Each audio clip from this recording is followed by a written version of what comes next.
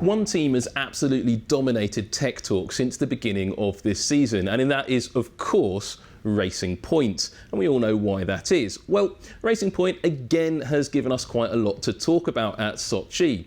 In Mugello, most of you will remember Racing Point bought a big update kit to one of its cars, that of Lance Stroll. Lots of aerodynamic differences, and we didn't really have enough time to boil down through all of those bits and bobs they brought along to the new car. Well, they've gone one step further in Sochi and updated Lance Stroll's car with a new transmission from the 2020 Mercedes and the new rear suspension, and I think probably rear uprights and rear brake packages from the 2020 Mercedes as well. That was always planned to happen for the 2021 Aston Martin. It's just the team have decided to introduce it a little bit early to try and find a little bit of performance. However, it only appears on one car, and it's not the only update on the car this weekend either. So check out some of these updates that we've seen both at Sochi and in Mugello, because one car helpfully has the old spec bodywork on, that of Sergio Perez. Look at the shape of the side pod there, and then look at the engine cover on Lance Stroll's car. Totally different shape, really much tighter, really going to help the airflow over the rear bodywork of the car. That's taken someone quite a long time to put together, and the manufacturing process on these big old chunks of carbon fibre is not short. Then have a look at the side pod entry, because that's changed the cooling layout. You can have a great look here. So looking on the old specification, Sergio Perez, a very conventional side pod shape. Remember, Racing Point, one of the few teams to run an old-fashioned high side impact structure that gives you that inlet duct shape. Mercedes, one of the last teams to move away from that, so Racing Point are out on their own. Well, the new spec still has that side impact structure, because that's a really difficult component to relocate. You basically need a new monocoque to do that. But look, totally different shape cooling duct, and it's not just the external duct that you're going to see that with that new shape. That goes all the way through the car, through the bodywork. There's all sorts of internal ducting that would have been changed to employ that shape on the outside. It's bound to be far more efficient in terms of aerodynamic flows. Is it going to help the cooling of that Mercedes power unit and the new gearbox in the back? Well, probably, because the gearbox is going to be better than last year's gearbox, which is in Sergio Perez's car. So perhaps that's why they were able to make that cooling system change at this point in the season. Don't forget, you're going to see a lot of these details on next year's Aston Martin. So carry on looking at that. That is a really big step forward for the Racing Point team. But it's not just those little details in the cooling system. Have a look, rear wing end plates. They've also been updated here at Sochi. The Tuscan Grand Prix version, you can see they've added a new strake above that sponsor's logo, just a big long one just under the top of the rear wing end plate. They've changed the design of those little slots at the bottom of the end plate. Well, as I mentioned, Racing Point have only got one set of the new bodywork, and that is on Lance Stroll's car. He's also got the new rear suspension, new gearbox, as I mentioned. Sergio Perez has got all the old bits that date back to the 2019 Mercedes, so the 2019 Mercedes rear end complete, whilst Lance Stroll has got those new parts. But the reason for that was they bought some of those new bodywork parts and started bringing some of that update kit at Mugello.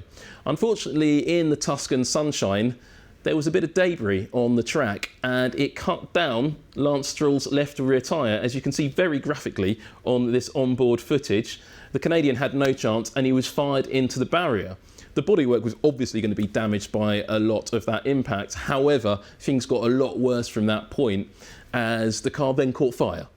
And it took quite a long time for the marshals to get the fire out, because it was buried deep in the car, and that meant the marshals had to physically tear the rear end of that Racing Point apart, doing a huge amount of damage. Nothing the marshals did wrong, they were just doing their job, putting out a fire, but it completely trashed and utterly comprehensively destroyed the rear end of that car, leaving Racing Point with only enough bodywork to fit out one car with the new package here in Sochi. And that new package went to Lance Stroll. Not entirely to the satisfaction of Sergio Perez, but that's a decision of the team, and that's the way it's going to be through the entire race weekend. Ferrari, their struggle for pace has been going on since the very first, test of the season, quite frankly, and hasn't resulted in very much. A lot of comments have come in about the lack of updates on those red cars. Well, they have bought a upgrade to Sochi. It's a new rear wing end plate, and you can see very obviously here, it's quite a different design to that used in the Tuscan Grand Prix, Ferrari's 1000th race. And you can see it's gone for this slotted lower section of the rear wing end plate and totally redesigned the strakes actually, which isn't highlighted here.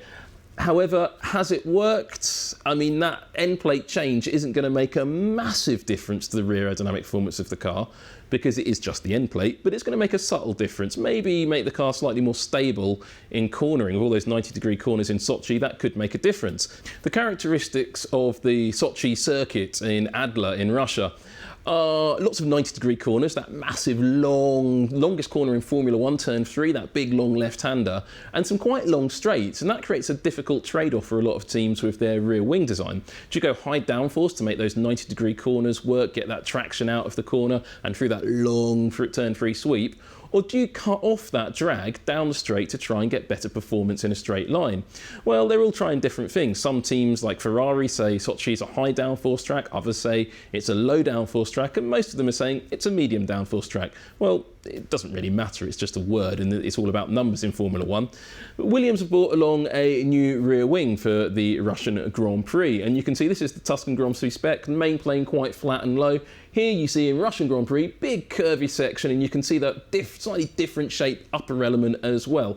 So Williams have tried very hard, put a lot of time into developing this brand new rear wing. So the first thing they did is give it to their drivers at Sochi to see what they thought of it. And Nicholas Latifi took it out on track and, well, he didn't bring it back in one piece. Unfortunately, all the engineer's work was left in an Emirates advertising hoarding. So the team will hopefully have enough spares to put him onto the same specification going into Saturday and Sunday. We don't know yet, otherwise he might have to revert to the old Tuscan Grand Prix specification, which could cost the Canadian a little bit of pace.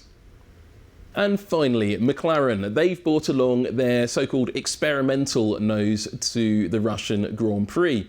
And I think that timing is no coincidence. But as you can see really get a good look of it. It's more of a Mercedes-style nose. Now look at the so-called cape and how that channels airflow underneath the nose. This is exploiting something that's been in Formula 1 for a very long time, since Jean-Claude Migeot first came up with a high-nosed car, the Tyrrell, in I think it was 1989, and that channeled all of that air under the front of the nose, got it to the leading edge of the floor and boosted downforce. Well, essentially that's sort of the effect the teams are playing with now. Of course, it's far more complex and far more advanced now.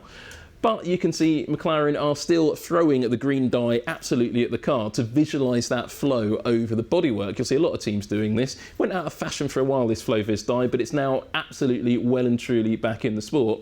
And McLaren trying to find some gains possibly for the rest of this season, but really it's probably to go with the rest of their 2021 concept when they have Mercedes power in the back of that orange car.